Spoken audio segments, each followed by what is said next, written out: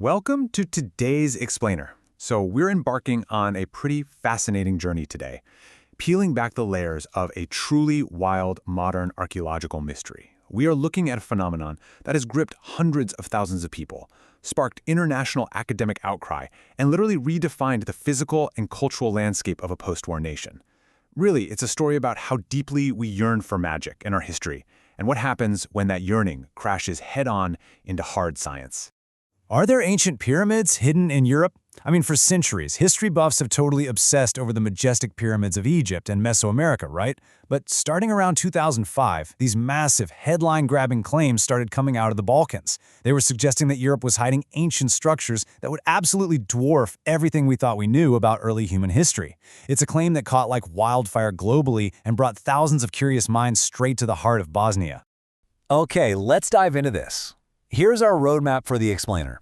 First, pyramids hidden in Europe. Then we'll look at the scientific reality. Third, the danger to real history.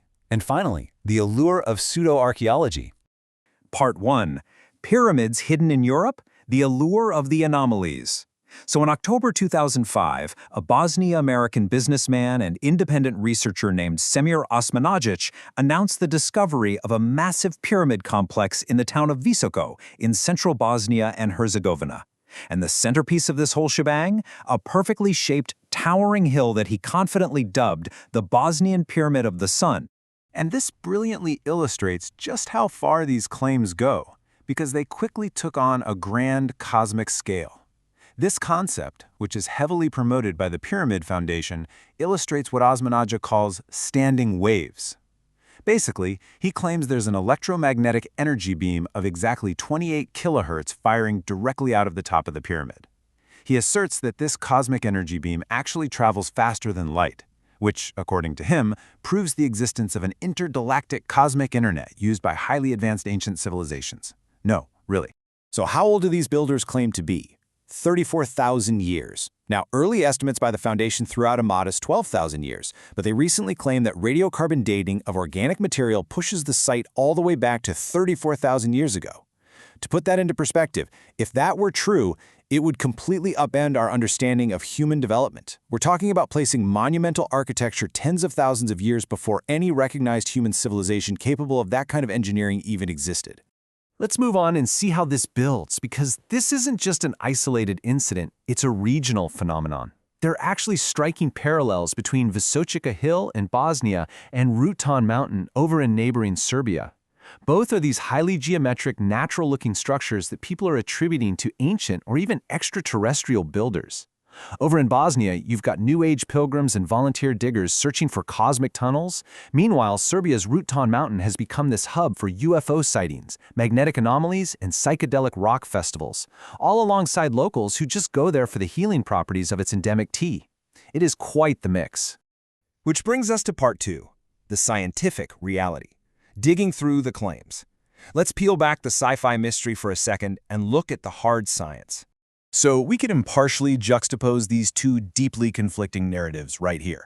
On one side, Osmanagic claims that these hills are made of poured concrete blocks. Blocks, he says, are far stronger than modern concrete, complete with perfect cardinal alignments and ancient underground labyrinths. But on the flip side, the geological consensus tells a drastically different story. A team from the University of Tuzla went in, drilled into the hill at multiple depths, and concluded it's composed entirely of natural clastic sediments. We're talking layered conglomerates, clay, and sandstone, completely shaped over time by natural earth processes. Now you might be wondering, okay, but why does it look so much like a pyramid? Well, it comes down to a natural geological formation known as a flatiron. A flatiron is basically a steeply sloping triangular landform created by the natural differential erosion of rock layers. As it turns out, pyramidal shapes are actually incredibly resistant to natural forces, making them quite common worldwide.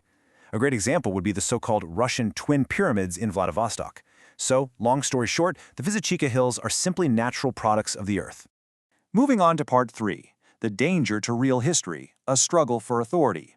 Because if it's just a natural hill, you might think, what's the harm in letting people dig? Well, it's not just a harmless myth. Actually, scratch that. It is a literal battleground for the preservation of genuine, irreplaceable human heritage.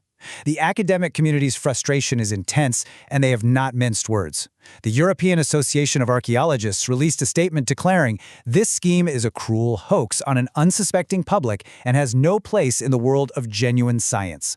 Scholars globally are terrified of the unchecked bulldozing and reshaping of real historical layers by untrained volunteers, arguing that it diverts precious, incredibly scarce resources away from real archaeological work. Now, what's really interesting here is the immediate counter-perspective. Why doesn't the public just listen to the experts? Well, as one university study on public perception hit the nail on the head, mainstream scientific arguments are not always clear or simple, or they sound mocking and pompous. When established academics simply dismiss the volunteers as pure idiots or accuse them of sheer ignorance, it causes a total communication breakdown. The public just feels alienated by this elite establishment, which ironically makes them way more receptive to the alternative theories. So the absolutely crucial point is, what exactly is at risk while this debate rages on? The Visoko Valley is unbelievably rich with verified history, lying exactly where volunteers are swinging their pickaxes. Sitting right on top of the hill are the ruins of the medieval royal capital fortress of Visoki. Just beneath that, you have ancient Roman observation posts, under-researched artifacts from the Illyrian period, and what is considered the largest Neolithic settlement ever found in Europe. All of this incredibly fragile, real heritage is at risk of being irreversibly destroyed. And that brings us to part 4, the allure of pseudo-archaeology, peeling the final layer. You know, to truly grasp this phenomenon, we really need to employ some empathy and look at the sociological drivers. Why do people fiercely defend these pseudo-archaeological myths despite the overwhelming scientific consensus? Well, in a region deeply traumatized by the devastating Bosnian War in the 90s, this pyramid project brings massive economic recovery and a booming tourist industry to Visoko. It offers a tangible way to reclaim national pride, rewriting the history of a traumatized society from one of recent, brutal conflict to one of ancient, unparalleled greatness. And for the international folks, it taps into that global appeal of New Age spirituality and cosmic awakening, offering a sense of community to people who just feel totally distrustful of modern mainstream science. And this dynamic leads to a really fascinating micro-narrative among the volunteers themselves. It basically functions in 3 steps. Step 1, enthusiasm. Volunteers arrive from all over the globe, wide-eyed, seeking a New Age community and the absolute thrill of uncovering lost history with their bare hands. Step 2, disillusionment. Frustration sets in pretty fast when they realize they're dealing with poor tools, a total lack of professional methodology, and some highly questionable commercial agendas. But step 3 is where it gets inspiring: action. Rather than just packing up and going home, many of these disillusioned volunteers actually pivot. They form independent associations, teaming up with real universities to protect the genuine surface archaeology of the region. How cool is that? And yet, the core phenomenon persists today.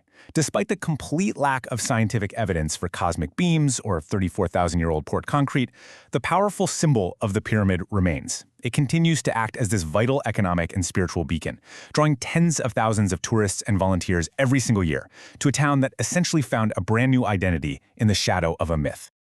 Ultimately, this whole story leaves us with a profound question to ponder today. When we dig for myths, what real history are we willing to destroy?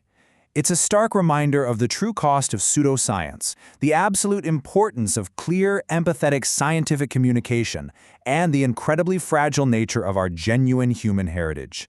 Thank you so much for joining me on today's Explainer, and as always, keep questioning the world around you.